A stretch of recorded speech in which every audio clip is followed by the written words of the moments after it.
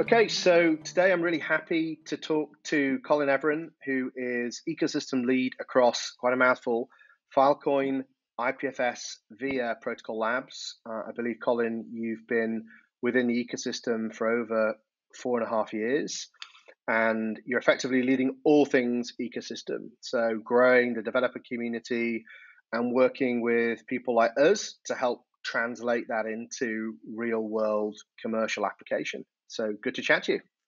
Great to see you, Jamie, and super excited about the Outlier Ventures collaboration here.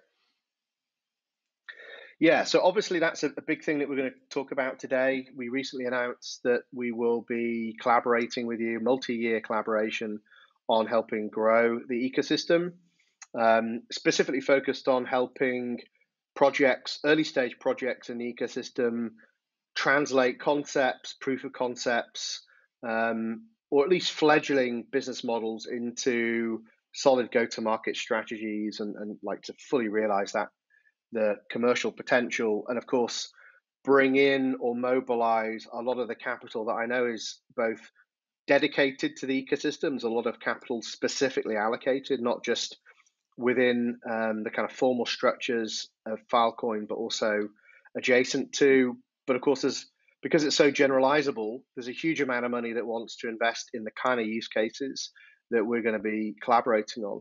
So what I wanted to do was really to kind of invite you on, firstly celebrate the fact that we're doing this, but also invite you on to talk a little bit about what's going on in the ecosystem. There's huge growth happening, and the kind of use cases that you're seeing, but also that you want to see.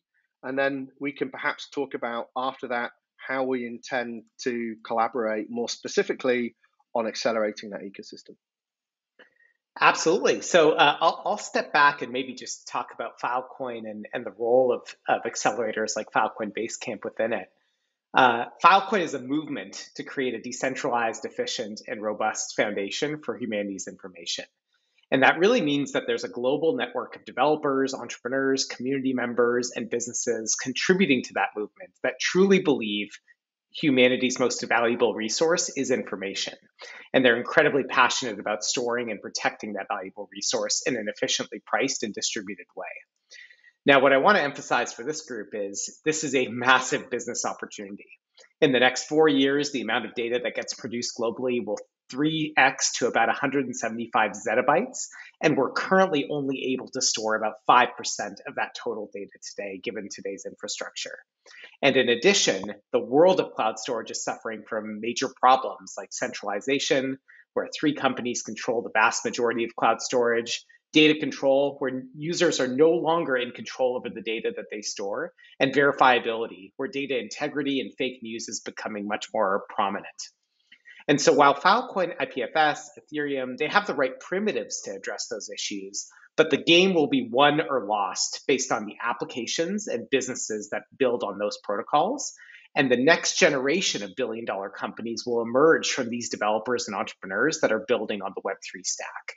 And so that's why cohorts like Filecoin Base Camp and mentors like Outlier Ventures are so critical to the future of the web. The companies that emerge from these programs will end up shaping the future of Web3.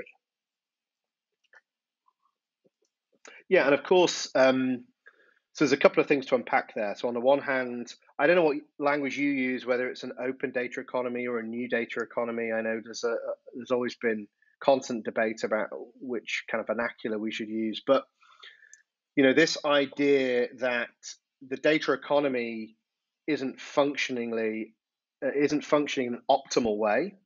So as you say, there's too much kind of value capture within it by a handful of platforms. There's too much of a reliancy upon these monopolies. But then equally, there's a huge amount of data that goes unused. Its potential is not being fully maximized because this economy isn't open. Could you talk us through, how you see and understand what's wrong with the data economy today, and how specifically this ecosystem of Filecoin, IPFS, and Protocol Labs create the tooling that allows for that paradigm shift?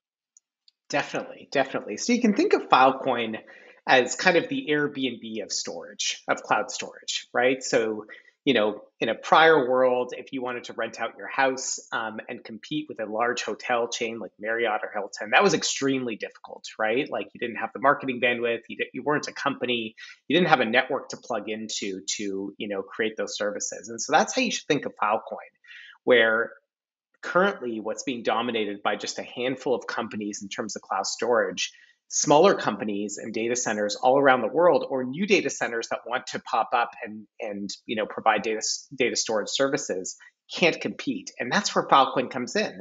It allows zettabytes of latent storage capacity to be put to work, and for businesses all over the world to offer differentiated services similar to Airbnb, different retrieval speeds and bandwidth and pricing and geographies to compete with each other to store your data. And so it completely changes the paradigm of, a relatively monopolistic industry to something where small businesses all over the world can compete. And these businesses, of course, use the primitives of IPFS and Filecoin, which is around data control, where users are in full control over the data they store, verifiability, where it's really hard to, you can trace back data back to the source and avoid issues of fake news and things like that. And of course, market pricing. Currently, storage on Filecoin is a heck of a lot cheaper than some of the larger data storage providers because the market sets pricing rather than a corporate pricing department. Yeah, and of course, one of the things that excites us is this is the first protocol ecosystem accelerator that we've done. We're going to be doing several more, but specifically the thing that really excited us about working with you guys is that it's so universally applicable. Almost every use case application on the planet, we believe at some point on a various time horizons, will be using this kind of technology. But especially in the context of a Web3 startup, you can't qualify as a Web3 startup if you aren't already, looking at how you handle the storage of data. But I also know at the same time that there are some use cases that are really building up traction within the developer community at proof of concept stage, but then also, with businesses at scale. For example, I know the NFT industry, which has obviously been very hot in 2021, has been a very early adopter of IPFS. Could you talk us through some of the use cases that you find most exciting and the kind of vertical use cases that you're seeing the most growth in? Yeah, so Filecoin and IPFS are kind of general purpose platforms. So the range of use cases are relatively wide. You have like consumer type use cases. You can think of like a Dropbox style interface where folks can drag, files and manage their file services on top of Filecoin and IPFS. Folks like Slate and Space and ChainSafe Files all provide great services there. Of course, you mentioned the NFT industry is absolutely booming, and the vast majority of them use IPFS for content addressing and Filecoin for storage. Things like OpenSea and Curio and Mintgate and Flame, they all use NFT.storage, which is the underlying kind of developer tooling for that. You have data markets like Wolfram Alpha, Ocean, FileHive, and things like that. You have video platforms that use LivePeer and VideoCoin to transcode and store and retrieve video files. You have audio services like Audius. You can think of that like Spotify, but on the Web3 stack. And then you have all sorts of other things like decentralized identity, retrieval markets, DeFi and finance, browsers like Brave and Opera, and verifiable storage platforms like Starling, where you can no longer fake the data that you try and put onto Web3. And so the use cases go relatively broad across IPFS and Filecoin. But what's really exciting is that we see tens of thousands of new developers entering the ecosystem every few months. Just in hackathons, we had 10,000 developers engaged in the month of the last 2 months. We have grants programs that fund thousands of companies. We have accelerator programs like Filecoin Base Camp and Outlier Ventures that help those companies become real businesses and get funding and mentorship in the hundreds of companies. And then you have tons of ecosystem capital at the end, over $50 million earmarked for the Filecoin ecosystem from venture capitalists that are here to help. So that's kind of what I'm most excited about, is harnessing the creativity of founders and entrepreneurs and developers, across a number of different use cases.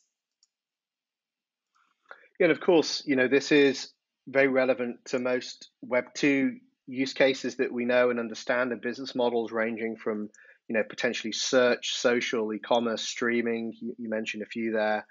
But one of the things that really excites us is perhaps the unknown, which is this financialization of data, right? So looking at data in the context of forms of collateral in DeFi, could you give us some of your thinking around that and the use cases that you're seeing emerge? Definitely. It's like you said, I think the most creative use cases are hard to predict. Like if we look at the top use cases on Filecoin 3 years from now, I'm not sure we're going to be able to predict them today. But what I'm really excited is shifting the primitive where data storage can then become a commodity, just like oil or other kind of commodities like that.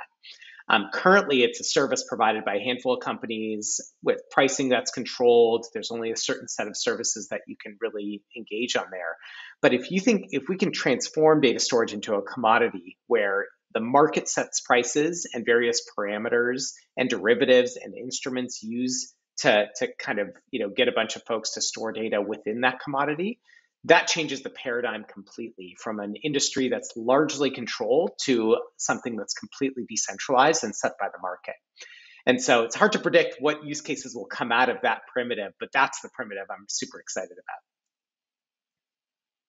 Yeah, and of course, for most companies today, data is both a kind of cost center.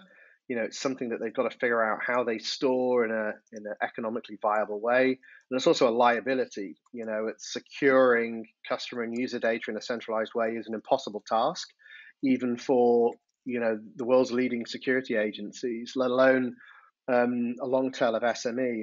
And all of a sudden, we can flip that on its head, and this can be new forms of revenue streams, right? If you are able to have user opt-in, permission data sets that can be pooled, as you say, commodified, turned into collateral. Ownership could be controlled by a DAO. It can be fractionalized. You could have derivatives. I mean, it's almost limitless as to the possibilities there. And then finally, I wanted to talk about kind of this complete vision of the role of storage in a decentralized web, because of course, you know, the thing that we've been mainly talking about, and the thing people will predominantly understand about protocol labs, is data in the context of storage. But of course, if we're looking at how data is used, the main form of consumption is in the context of compute. And so, if we're going to create a complete decentralized cloud or cloud 2.0, it needs to be both storage and compute. And I know at Protocol Labs, you're looking well beyond storage, and you're looking at both to invest in and collaborate with projects that are bringing new forms of decentralized compute to the storage component. Could you talk through that as well? Absolutely. So, of course, compute's a really critical part of the stack. And what I really appreciate about the Web3 in general, but also how Filecoin operates, is that we can really modularize these components, right? So storage can stand on its own, compute can stand on its own. An individual cloud storage provider on the Filecoin network can decide to specialize in specific services, whether that's video transcoding or large data genomics and running compute on top of that, or machine learning, et cetera. And so rather than having a one size fits all, we can have different storage providers and different layers of the stack that can be composed into specific services that a client would be used for. And so all of a sudden, you open up this like world of possibilities where different forms of compute can be used for different types of storage. It can be used for different use cases, and you can compose these primitives and the underlying service providers beneath it to provide the best service possible for what you're trying to do. And so that's what I'm most excited about, is that composability of some of these storage providers and from some of these primitives and other protocols, where you can kind of pick and choose what you're looking for and assemble the right stack for your use case. So maybe to wrap up.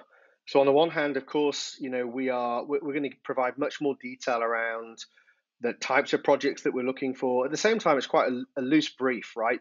Because of its general applicability, its universality in the context of the web. So on the one hand, we will be talking about some primitives. We're going to be playing around with almost requests for proposal. Like these are things we would like to see, more as a kind of tool to inspire rather than like a kind of strict description of the things that should apply. At the same time, there is money that's going to be provided by both of us and our joint co-investor network to invest in startups that are just basically using this infrastructure and applying it to whatever use case and business model that they think is relevant. Um, so on the one hand, there's going to be some very specific use cases. On the other hand, it's any project that has a really meaningful business, an investable business that can scale, that could be a high growth company that's just leveraging this stack of technologies. So any of those projects can apply. I believe the domain is going to be outlierventures.io/basecamp/filecoin. Might be wrong, so we can probably edit that out at the end if I've got it wrong. But either way, if you go to outlierventures.io/basecamp, you apply there. We will always be feeding these things through to Filecoin if we think there's applicability. So other than that, Colin, I'm really happy to chat to you today to talk about what we're going to be doing. And I'm sure this is going to be one of many bits of media that we'll put out there to kind of expand upon how we see the collaboration happening and then hopefully celebrating in some of its successes. Fantastic. Thanks so much, Jamie, and the whole Outlier Ventures team. I think you're playing an absolutely critical role in shifting the transition from Web 2 to Web 3. And the companies that will come out of some of these cohorts through mentorship and capital and also all the kind of incredible programming you do, they're going to be the foundations of Web 3 going forward and be an order of magnitude potentially bigger than the companies in Web 2. So I couldn't be more excited to kick things off.